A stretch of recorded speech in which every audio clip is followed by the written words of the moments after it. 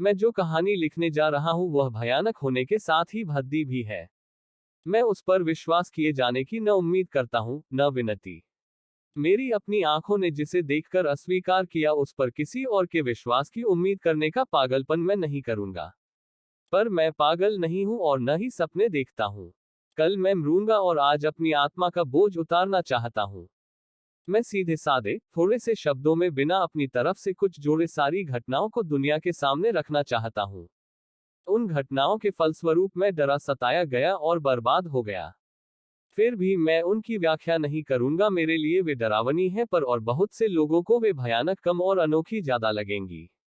अब शायद कुछ बुद्धिमान लोग इसे मेरा मामूली भ्रम कहें, कुछ दूसरे बौद्धिक जो अधिक शांत और बुद्धिवादी हैं और मुझसे कम उत्तेजित होते हैं, उन परिस्थितियों को जिनका मैं वर्णन कर रहा हूं, उन्हें कारण और परिणाम के सहज क्रम से ज्यादा कुछ नहीं मानेंगे। बचपन से मुझे सीधा और संवेदनशील माना जाता था, यहां तक कि मेरी कोमलता के लिए मेरे साथी मेरा मजाक उड़ाते थे। मुझे जानवरों से खास प्यार था और मेरे माता पिता ने मेरी खुशी के लिए बहुत तरह के पालतू जानवर ला दिए थे। मैं अपना ज्यादा से ज्यादा वक्त उन्हीं के साथ बिताया करता था। उन्हें खिलाने और पुचकारने में बहुत खुश होता था। मेरी उम्र के साथ साथ मेरे चरित्र की यह विचित्रता बढ़ती गई और पूरी तरह वयस्क होने पर यही मेरी खुशी का मुख्य आधार बन गई। जिन लोगों को ईमानदार और होशियार कुत्ते से बेहद प्यार है, उन्हें मुझे यह नहीं बताना पड़ेगा कि इस प्यार से कितना तीव्र संतोष मिलता है। इस जानवर के निस्वार्थ और आत्मबलिदानपूर्ण प्रेम में कुछ ऐसा होता है जो सीधा हृदय को छूता है और बहुत बार इंसान की तुच्छ दोस्ती और कमजोर वफादारी का इम्तहान लेता है। मैंने जल्दी शादी कर ली थी और खुश था कि मुझे ऐसी पत्नी मिली थी जिससे मेरा स्वभाव उल्टा नहीं था। मेरा घरेलू जानवरों के प्रति प्रेम जानने के कारण वह घर में रखने लायक जानवर लाने का कोई मौका नहीं छोड़ती थी। हमारे यहाँ चिड़िया, एक अच्छा कुत्ता, लाल मछली, खरगोश, एक छोटा बंदर और एक बिल्ला था। बिल्ला बिल्कुल काला, काफी बड़ा और सुंदर था। वह आश्चर्यजनक रूप से चतुर था। मेरी पत्नी में अंधविश्वास जरा भी नहीं था, पर उसकी बुद्धिमानी की बात करते समय वह बहुत बार पुरानी मान्यता की ओर इशारा करती थी जिसके अनुसार काली बिल्ली बदले वेश वाली चुड़ैल मानी जाती थी। वह इस बात को गंभीरता से लेती हो ऐसा नहीं था और मैं अभी इसकी ओर इशारा किसी खास वजह से नहीं करके इसलिए कर रहा हूं कि इसे याद रखना है। मेरा प्रिय पालतू और खेल का साथी प्लूटो जहां मैं जाऊं, मेरे पीछे पीछे जाता था। मैं मुश्किल से उसे अपने पीछे सड़कों पर आने से रोकता था। हमारी ऐसी दोस्ती बहुत साल तक चली। पर धीरे धीरे उग्रता के कारण मेरा स्वभाव बहुत बदलता चला गया। मुझे मानने में भी शर्म आ रही है, हर दिन मैं ज्यादा चिड़चिड़ा, गुस्सैल और दूसरों की भावनाओं की तरफ से लापरवाह होता गया। मैं पत्नी से अनियंत्रित भाषा में बोलने लगा था। बाद में तो उस पर हाथ भी छोड़ने लगा था। मेरे पालतू जानवरों को भी मेरे स्वभाव के इस बदलाव को झेलना पड़ता था। मैं केवल उनकी उपेक्षा ही नहीं, उनके साथ बुरा व्यवहार भी करने लगा था। फिर भी प्लूटो के प्रति अब भी मेरे मन में इतना प्यार था कि मैं उसके साथ बुरा व्यवहार नहीं करता था, जबकि खरगोश, बंदर या कुत्ते में से कोई गलती से या प्यार से मेरे रास्ते में आ जाए तो भी मैं उन्हें बहुत तंग करता था। मेरी बीमारी बढ़ती गई, क्योंकि शराब से बढ़कर क्या बीमारी हो सकती है। और अब प्लूटो को भी, जो अब बूढ़ा और चिड़चिड़ा होता जा रहा था, मेरी बददिमागी के असर को झेलना पड़ता था। एक रात शहर के एक अड्डे से नशे में चूर लौटने पर मुझे लगा प्लूटो मेरे सामने नहीं आ रहा। मैंने उसे पकड़ा। मेरी हिंसा से डरकर उसने मेरे हाथ पर हल्का सा दांत गड़ा दिया। मुझ पर फौरन एक वहशी गुस्सा हावी हो गया। मैं अपने को पहचान नहीं पा रहा था। ऐसा लगा कि उस वक्त मेरी आत्मा शरीर छोड़कर उड़ गई थी। दुष्ट दुर्बुद्धि मेरे शरीर की एक एक नस को अपने फंदे में बांध रही थी। मैंने अपनी जैकेट की जेब से एक छोटा चाकू निकाला, बेचारे जानवर को गले से पकड़ा और जानबूझकर उसकी एक आंख बाहर निकाल ली। इस निष्ठुरता के बारे में लिखते हुए भी शर्मिंदा हूं, कांप उठता हूं। सुबह के साथ विवेक लौटा। रात की दुष्टता और गुस्से का आवेश सोकर हट चुका था। मुझे अपने किए पाप का डर और अफसोस था, लेकिन वह भावना कमजोर और संदेहपूर्ण थी। मेरी आत्मा उससे अछूती रही। जल्दी ही मैं फिर वैसी ही हरकतें करने लगा। शराब ने उस कुकर्म की याद भी भुला दी। इस बीच बिल्ला धीरे धीरे ठीक होता गया। यह सच है कि खोई हुई आंख का गड्ढा एक डरावना दृश्य था, पर ऐसा नहीं लगता था कि अब उसे कोई दर्द महसूस होता होगा। वह पहले की तरह घर में घूमता था, पर जैसा कि स्वाभाविक था, वह मुझे देखते ही बहुत डरकर भागता था। मुझमें पुरानी भावनाएं इतनी बची थी कि पहले पहल अपने से प्यार करने वाले जानवर की साफ दिखती नापसंदगी मुझे दुखी करती थी। पर धीरे धीरे इसकी जगह चिढ़ने ले ली। और फिर जैसे इस हार की वजह से मुझमें एक दुष्ट आत्मा आ गई। दर्शन इस बात को नहीं मानता, पर मैं अपनी आत्मा के अस्तित्व की तरह इस बारे में भी विश्वास करता हूं कि हर इंसान के हृदय में दुष्टता की भावना होती है। वह एक ऐसी मूल भावना है जो मनुष्य के चरित्र को बनाती है। कितनी बार ऐसा नहीं होता कि एक व्यक्ति यह जानते हुए भी कि उसे वैसा नहीं करना चाहिए, सैकड़ों बार एक घृण्य या बेवकूफी भरा काम करता है। क्या हम जानते हुए भी बार बार कानून नहीं तोड़ते? मेरे विचार से मुझमें यह दुष्टता मेरी आखिरी हार के कारण आई। हरेक की आत्मा में बुरा काम करने की अथाह भावना होती है। वह गलत काम सिर्फ इसलिए करता है क्योंकि गलत काम करना है। वह अपने स्वभाव से उल्टा काम करता है। उसी भावना ने मुझे उकसाया और मैं उस निर्दोष को चोट पहुंचाता रहा। एक दिन मैंने नृशंसता के साथ उसके गले में फंदा डालकर पेड़ की डाल से लटका दिया। मेरी आंखों से आंसू बह रहे थे। मेरे दिल में बहुत अफसोस था। मैंने उसे टांगा क्योंकि मैं जानता था कि वह मुझे प्यार करता था, क्योंकि मैं जानता था कि उसने मुझे ऐसा काम करने का कोई कारण नहीं दिया। उसे लटका दिया, हालांकि मैं जानता था कि ऐसा करके मैं पाप कर रहा हूं, एक ऐसा भयानक पाप जो मेरी अमर आत्मा को परम दयालु ईश्वर और भयानक ईश्वर की अमर कृपा की पहुंच से दूर एक जोखिम में डाल देगा।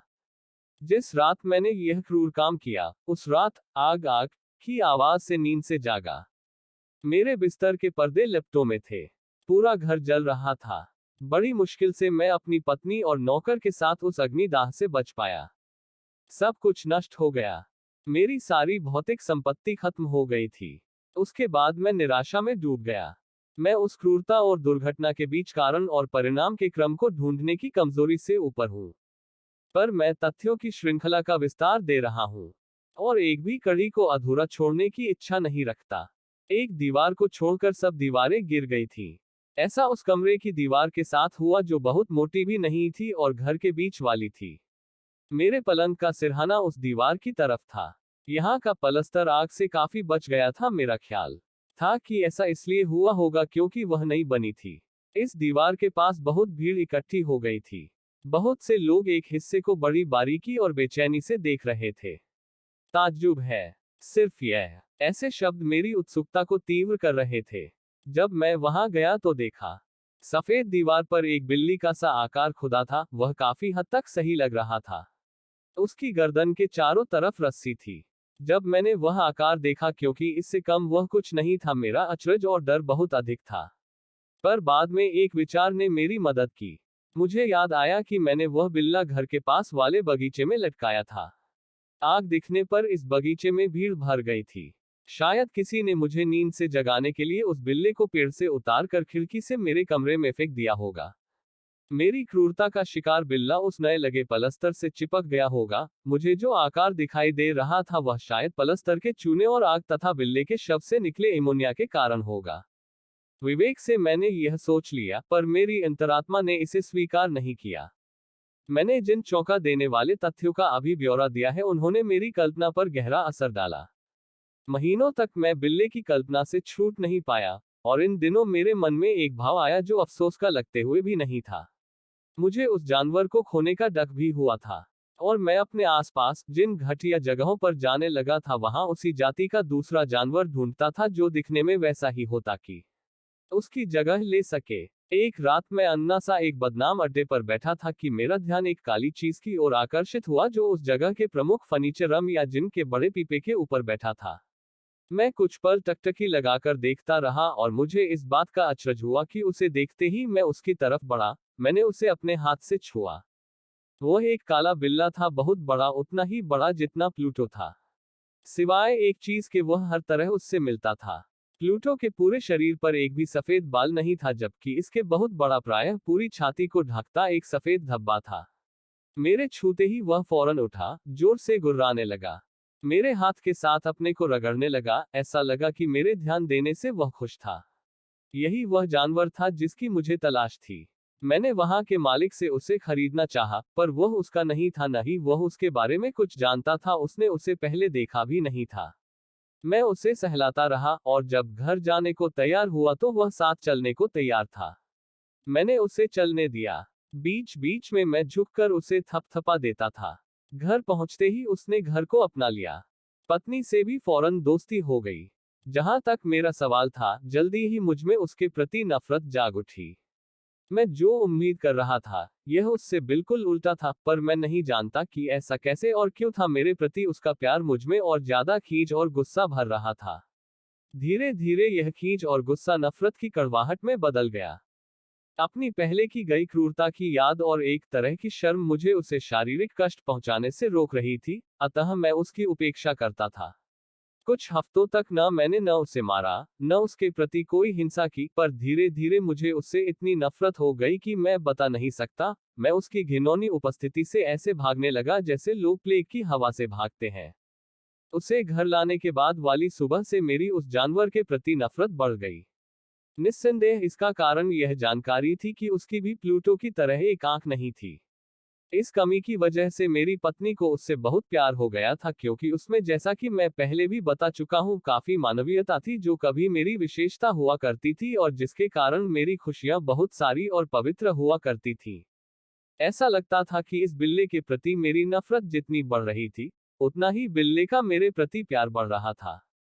पाठकों को समझाना मुश्किल है कि वह किस जिद से मेरे कदमों का पीछा करता था। जब भी मैं बैठता था, वह मेरी कुर्सी के नीचे बैठ जाता था या फिर मेरे घुटनों पर चढ़कर अपने घृण्य प्यार से मुझे भर देता। अगर मैं चलने के लिए खड़ा होता तो वह मेरे पैरों के बीच में आकर मुझे प्रायः गिरा देता था या मेरे कपड़ों में अपने तेज लंबे पंजे नाखून गड़ाकर मेरी छाती तक चढ़ जाता था। ऐसे समय मेरा मन करता था कि एक हाथ मारकर उसे खत्म कर दूं। पर पहले पाप की याद से और एक बार मान ही लूं उस जानवर से डर के कारण मैं अपने को ऐसा करने से रोकता था। यह डर शारीरिक अनिष्ट का डर नहीं था, पर मैं किसी और तरह इसे बता भी नहीं सकता। मुझे मानने में शर्म आती है, हाँ, इस अपराधियों की कोठरी में भी मुझे मानने में शर्म आती है कि उस जानवर ने मेरे अंदर जो डर और खौफ पैदा किया था, वह सिर्फ एक झूठी कल्पना से इतना बढ़ गया था। मेरी पत्नी ने कई बार मेरा ध्यान उस बिल्ले के सफेद बालों वाले हिस्से की ओर खींचा। मैं उसकी बात पहले कर चुका हूं कि जिस जानवर को मैंने मारा था, उसमें और इसमें सिर्फ इतना ही फर्क दिखता था। पाठक को याद होगा कि पहले यह निशान बड़ा होते हुए किसी निश्चित आकार का नहीं था, पर धीरे धीरे अनजाने ही वह एक स्पष्ट आकार लेता जा रहा था। बहुत समय से मेरा विवेक उसे कल्पना मानकर ठुकरा रहा था। वह एक ऐसा आकार ले रहा था कि जिसका नाम लेने से भी मैं कांप उठता हूं। शायद इसीलिए मैं उससे डरने के साथ साथ इतनी नफरत करता था कि अगर हिम्मत होती तो उस राक्षस से छुटकारा पा लेता। अब मैं कह सकता हूं कि वह भयानक आकार एक भद्दी छाया फांसी के फंदे की थी। डर और पाप डक और मृत्यु का भयानक हथियार थी। अब मैं इंसान के साधारण डक से परे दुर्भाग्य से भर उठा था। एक क्रूर जानवर जिसके साथी को मैंने नफरत से भरकर मार दिया था, वह मेरे लिए, उस आदमी के लिए जिसे भगवान के समकक्ष माना जाता है, असह्य डक जुटा रहा था। अफसोस, अब मेरे पास आराम का वरदान नहीं था। दिन में वह जानवर पल भर को भी मुझे अकेला नहीं छोड़ता था, और रात में मैं हर घंटे में अनजाने डर से चौंक कर उठ जाता था, उसकी गर्म सांसें अपने चेहरे पर महसूस करता था, और उसका भारी वजन हर समय मेरी दिल पर वजन डालता था। मुझमें उस साक्षात बुरे स्वप्न को हटाने की ताकत नहीं थी। ऐसी मानसिक यंत्रणा के दबाव के कारण मुझमें जो थोड़ी बहुत अच्छाई बची थी, वह भी खत्म हो गई। बुरे से बुरे भयानक विचार मेरे एकमात्र साथी हो गए। मेरे स्वभाव में जो गुस्सा था, वह बढ़कर सब चीजों और इंसानों के प्रति नफरत में बदल गया। बहुत बार मैं अचानक गुस्से से बेकाबू हो जाता था, पर मेरी पत्नी बिना शिकायत किए बिल्कुल स्वाभाविक ढंग से धैर्यपूर्वक सब सहती थी।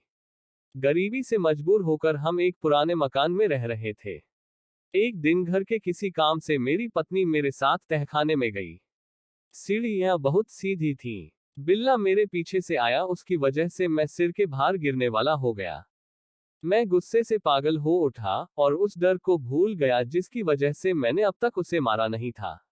मैंने एक कुल्हाड़ी उठाकर उस जानवर को निशाना बनाकर फेंकनी चाहिए।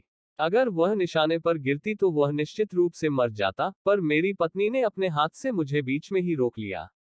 इस बाधा से मुझमें राक्षसी गुस्सा भर गया। मैंने उसकी पकड़ से अपना हाथ छुड़ाया और कुल्हाड़ी पत्नी के सिर पर दे मारी। वह बिना आवाज किए वहीं ढेर हो गई। यह भयानक कत्ल करने के बाद मैं योजना बनाकर उसकी देह छिपाने के काम में लग गया। मैं जानता था कि दिन हो या रात, पड़ोसियों की नजर में पड़े बगैर शरीर को घर से ले जाना संभव नहीं था। मेरे दिमाग में बहुत ख्याल आए। एक बार यह भी सोचा कि शरीर के छोटे छोटे टुकड़े करके आग में डाल दूं, तो दूसरी बार तहखाने की जमीन खोदकर दफनाने का विचार आया।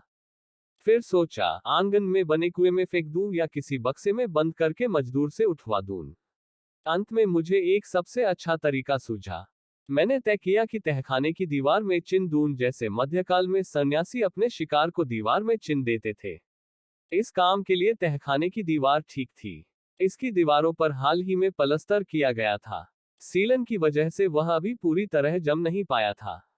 इसके अलावा एक दीवार पर नकली चिमनी के कारण आगे को उभार था, जो तहखाने की बाकी दीवारों से मिलाने के लिए किया गया था।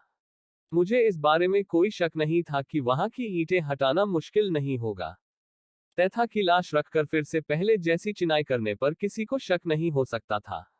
इस दृष्टि से मैंने धोखा नहीं खाया। एक कुदाल की मदद से आसानी से ईंट हटाई, फिर अंदर की दीवार के सहारे लाश रखी, उसे खड़ा किया और बिना किसी कठिनाई के फिर से पहले जैसी दीवार चिन दी। पूरी सावधानी के साथ मसाला तैयार किया और पुराने पलस्तर से मिलता जुलता पलस्तर नई चिनाई पर भी कर दिया। काम खत्म करने पर मैं संतुष्ट था कि सब ठीक से हो गया। दीवार में कोई फर्क नहीं था। मैंने बड़े ध्यान से जमीन पर से सारा कूड़ा उठाया, सब तरफ एक विजेता की सी नजर डाली और अपने आप से कहा, मेरी मेहनत बेकार नहीं गई। मेरा अगला काम उस जानवर को ढूंढना था जिसके कारण यह कुकर्म हुआ, क्योंकि मैंने तय कर लिया था कि उसे जान से मार दूंगा। अगर वह तभी मुझे मिल जाता तो उसकी यही किस्मत होती, पर लगा कि वह धूर्त जानवर मेरे पिछले गुस्से में की गई हिंसा से डर गया था। वह मेरी वर्तमान मनस्थिति में मेरे सामने आना नहीं चाहता था। उस घृण्य जानवर के न होने से मेरे दिल में जो तसल्ली और खुशी थी, उसकी कल्पना या वर्णन असंभव था। वह रात को भी नहीं लौटा। उसके इस घर में आने के बाद से यह पहली रात थी जब मैं शांति से गहरी नींद सोया। हाँ, मन पर हत्या का बोझ अवश्य था। दूसरा और तीसरा दिन भी बीत गया, मुझे सताने वाला नहीं आया। मैं फिर एक बार आजाद इंसान की तरह सांस लेने लगा। वह शैतान डरकर हमेशा के लिए भाग गया था, पर मुझे अपने कुकर्म की ग्लानि तंग कर रही थी। मैंने उस बिल्ले के बारे में कुछ खोज की, पर कुछ पता नहीं चला। अब मुझे भविष्य की खुशी सुरक्षित लग रही थी। हत्या के चौथे दिन बिना किसी आशंका के एक पुलिस दल आ गया। उन्होंने बड़ी गहराई से घर में खोजबीन की। मैं लाश को छिपाने वाली जगह के बारे में पूरी तरह निश्चिंत होने के कारण बिल्कुल परेशान नहीं था। अफसरों ने खोज के समय मुझे अपने साथ रहने को कहा। उन्होंने कोई कोना बिना देखे नहीं छोड़ा। आखिर वे तीसरी या चौथी बार तहखाने में गए। मैं बिल्कुल नहीं घबराया, मेरा दिल सहज रूप से धड़कता रहा, जैसे मैं बिल्कुल निर्दोष और भोला था। मैं तहखाने के एक सिरे से दूसरे तक गया। मैंने बाहें छाती पर मोड़ रखी थी और सहज ढंग से टहल रहा था। पुलिस वाले पूरी तरह संतुष्ट होकर लौटने को तैयार हुए। मेरे दिल की खुशी समा नहीं रही थी। मैं जीत का एक शब्द कहने को बेचैन था और साथ ही उन्हें अपने निर्दोष होने की पूरी तसल्ली करवा देना चाहता था।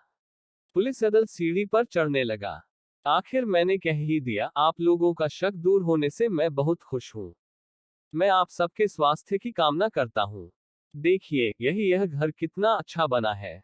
मैं सहज दिखने के चक्कर में क्या कहूँ समझ नहीं पा रहा था। ये दीवारें आप जा रहे हैं। ये दीवारें बड़ी मजबूत बनी हैं, और अपनी बहादुरी दिखाते हुए मैंने अपने हाथ की छड़ी दीवार के उस हिस्से पर जोर जोर से मारी जिसके पीछे मेरे दिल की रानी, मेरी पत्नी की लाश थी। पर भगवान मुझे अत्याचारी के जहरीले दांत से बचाए। मेरे वार की आवाज अभी शांत भी नहीं हुई थी कि उस कब्र से आवाज आई, एक चीख, पहले दबी और टूटी सी जैसे कोई बच्चा सिसक रहा हो, और फिर ऊंची लंबी चीख होती गई, पूरी तरह असाधारण और अमानवीय। एक गुर्राहट, एक ऐसी चीख जिसमें डर और जीत का भाव था, जो नरक से आ रही थी और किसी अभिशप्त दर्द से भरे गले से निकल रही थी। मेरे विचारों के बारे में बात करना बेवकूफी है। मैं लड़खड़ाता हुआ बेहोशी की सी हालत में दूसरी तरफ की दीवार से लगकर खड़ा हो गया। पूरा पुलिस दल पल भर के लिए डर और ताज्जुब से पत्थर जैसा हो गया। दूसरे ही पल दर्जन भर मजबूत हाथ दीवार पर काम में लग गए। दीवार गिरा दी गई। देखने वालों के सामने बुरी तरह सड़ी, खून जमी लाश सीधी खड़ी थी। लाल मुंह लिए, आग से भरी एक आंख वाला वह जानवर उसके सिर पर बैठा था। उसी ने चालाकी से मुझे हत्या करने को उकसाया और उसी की आवाज ने मुझे जल्लाद तक पहुंचाया। मैंने अनजाने में उस राक्षस को दीवार में चिन दिया था।